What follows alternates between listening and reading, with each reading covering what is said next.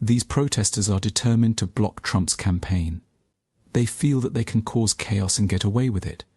However, some bikers suddenly appear and do the unthinkable. Donald Trump's rally in a packed Chicago arena was underway when chaos erupted.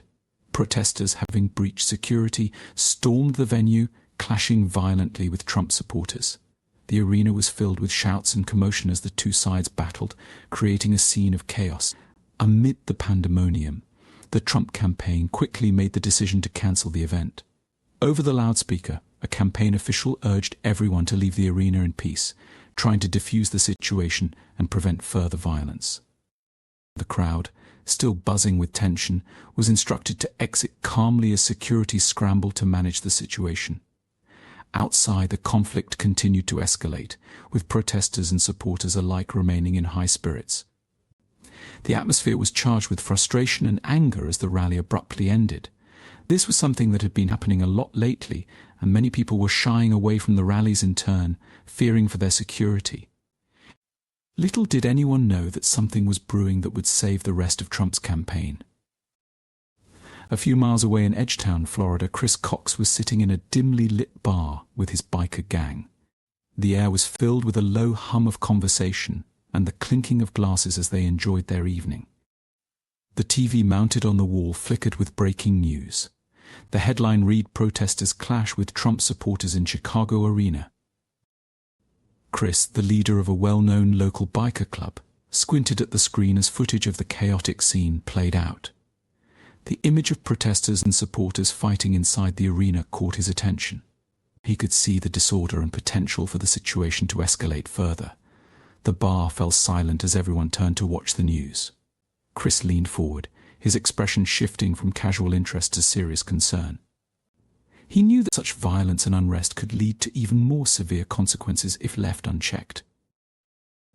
The sight of the clash made him think of the possible repercussions for both sides as well as the broader community. Turning to his gang, Chris said, "This is getting out of hand. We've got to do something before it gets worse."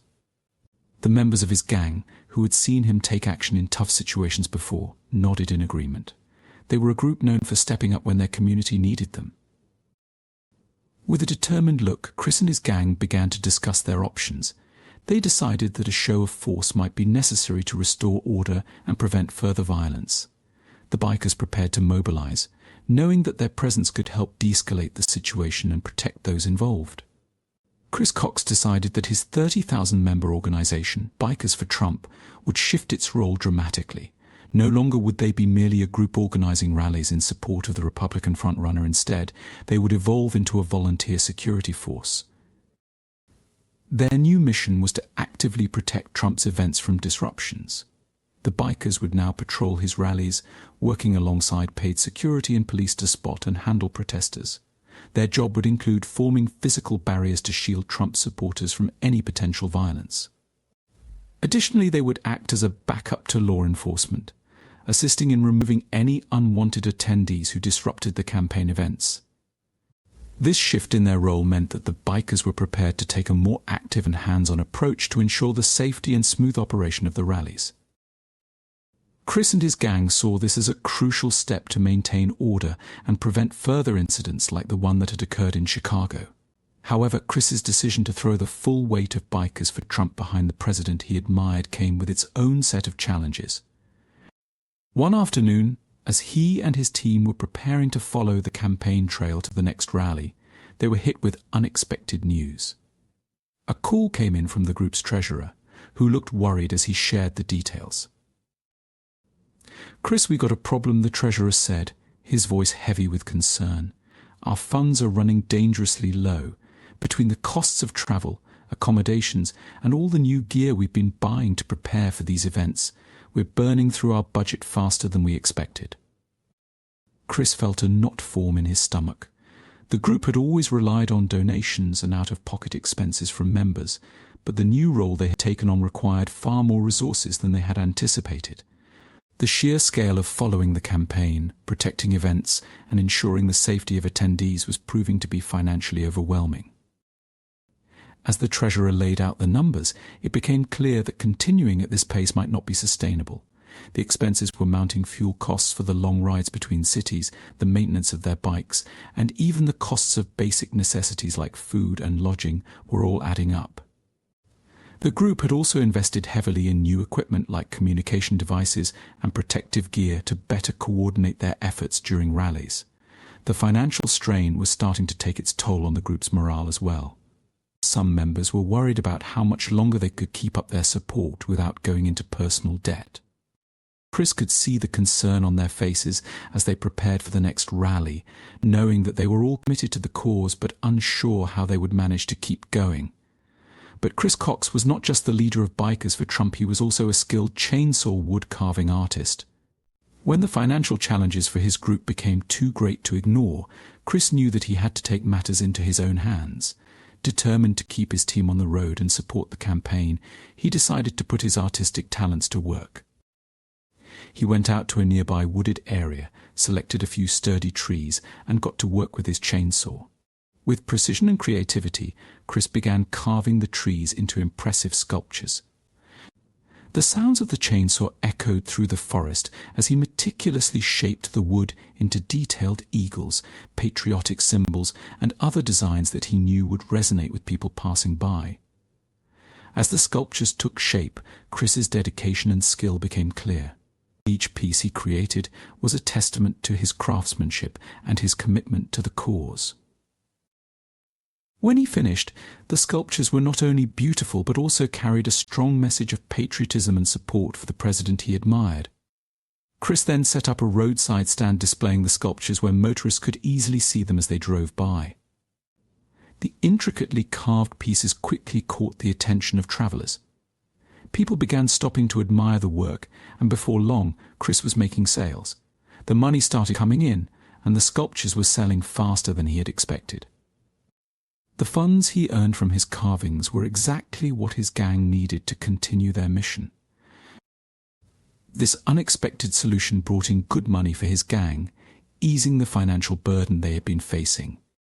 The success of his sculptures not only provided the necessary funds, but also reinforced Chris's beliefs that with determination and creativity, they could overcome any challenge that came their way.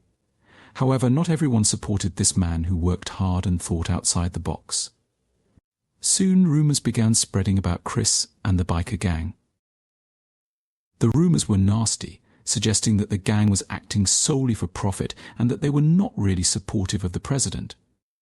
Chris's biker gang became an object of controversy, with many alleging that there was an ulterior motive behind the volunteer security service. Chris tried to dispel the rumors and false information, but to no avail. Soon enough, the protesters started acting out even more in response to their presence. The rumors gave the protesters and other troublemakers an easy way to cause chaos at future rallies. It was clear to him that they would try to use this situation to their advantage, spreading lies and false information to make themselves look like the good guys. This would help them gain more support and continue pushing their harmful agenda. Chris was deeply worried. He feared that if the protesters kept gaining ground, they might succeed in disrupting more rallies, making it harder for Trump's campaign to continue. Even worse, Chris was scared that this could lead to the downfall of his biker gang. The group he had worked so hard to build and keep together could be torn apart if they couldn't stop the protesters from winning. On the day of the Republican National Convention, Cleveland was buzzing with excitement and tension. Chris knew this event was crucial for Trump's campaign, and any disruption could be a big problem. The bikers geared up, feeling the heavy responsibility on their shoulders, and Chris was determined to do his best. He had spent hours planning with Trump's security team and the local police to make sure everything would be safe. The bikers were split into groups and placed around the convention center, ready to build what they called a meat wall. Their job was to create a buffer zone made of unarmed bodies between the protesters and Trump supporters, making sure things didn't get out of hand. As the time for Trump's speech got closer, more and more people filled the streets around the convention center. The protesters' chants grew louder, and their numbers increased. The bikers took their positions, forming a human barrier at the entrance, showing they wouldn't let anyone disrupt the event. Inside, the crowd was excited but tense, waiting for Trump to arrive. Chris and his team stayed in touch with the police, ready to act if needed. When Trump finally took the stage, the crowd cheered, but outside, the protest became more intense. The bikers stood firm, helping to keep the situation under control. Just as the event seemed to be winding down, a sudden commotion broke out near one of the entrances. A protester had somehow slipped past the initial barriers and was making a beeline toward the stage where Trump was still speaking. The man was not alone. Behind him were 5 other people, all urging him to go on. They were trying to breach and join the man who had managed to squeeze through. The man was holding something in his hand, causing a wave of panic among the crowd. Chris's heart raced as he spotted the intruder, and without wasting a second, he did the unthinkable.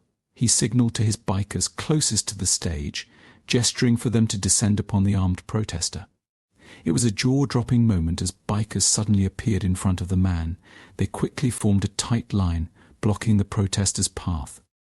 This surprising moment was captured by a reporter. The protester seemed to sense that something was wrong, but he was determined, trying to push through with all his might.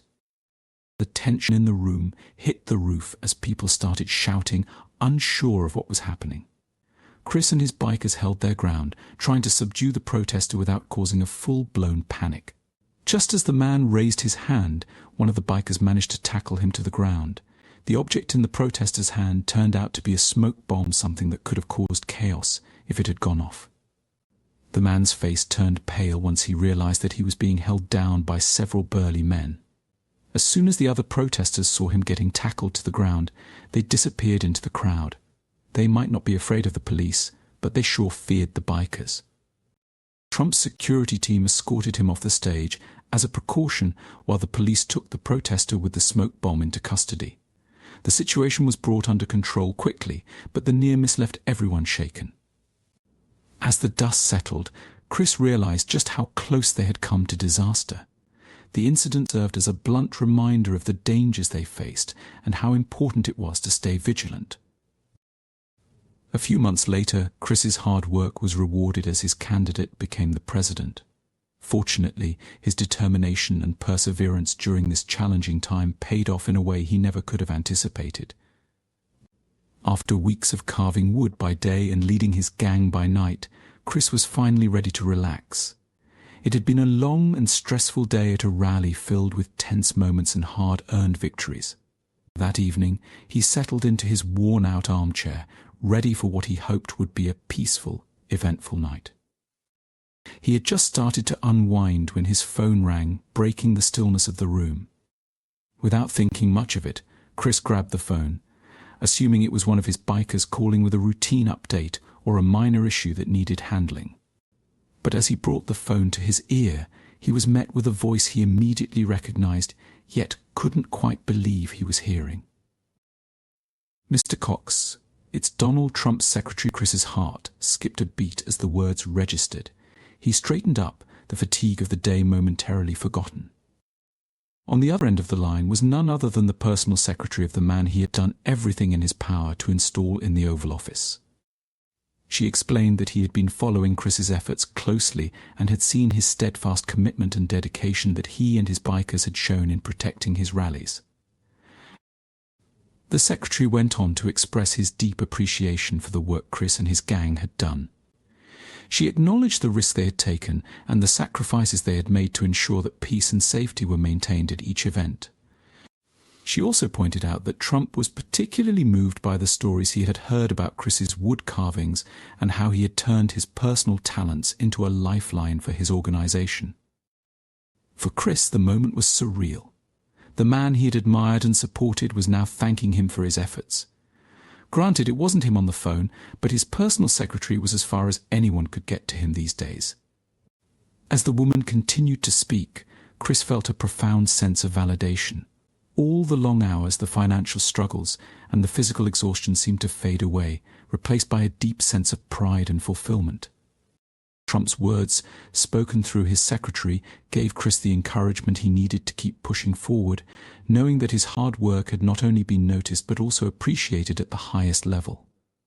As he hung up the phone, Chris sat in silence for a moment, absorbing what had just happened. He had always believed in the cause, but this call reinforced his resolve like never before. It wasn't just about the rallies or the sculptures anymore, it was about being part of something much bigger. Chris wasted no time. He immediately called his second-in-command, sharing the news with him. They were thrilled. After all their hard work, they had played a part in winning the election. But they knew their job wasn't done. With the inauguration ceremony approaching, they needed to make sure everything went smoothly. Chris and his second-in-command quickly got to work, formulating a plan to ensure that the inauguration would be safe and secure. By now, Chris's biker gang was making waves on social media, with people all over the country talking about them. Donations poured in through their GoFundMe page, showing just how much support they had gained. Gone were the days when Chris had to worry about finances. The success of their efforts had brought in more than enough funds to keep the gang going strong. But Chris wasn't ready to relax just yet. He was determined to see that his president got sworn in without any issues, and he knew that the real battle was just beginning. With his biker gang by his side, Chris was confident that they could handle whatever challenges came their way. Do you think that it was right? Or do you believe that people acting as vigilantes do more harm than good? Share your thoughts with us in the comment section below. Thank you for watching. See you in the next one.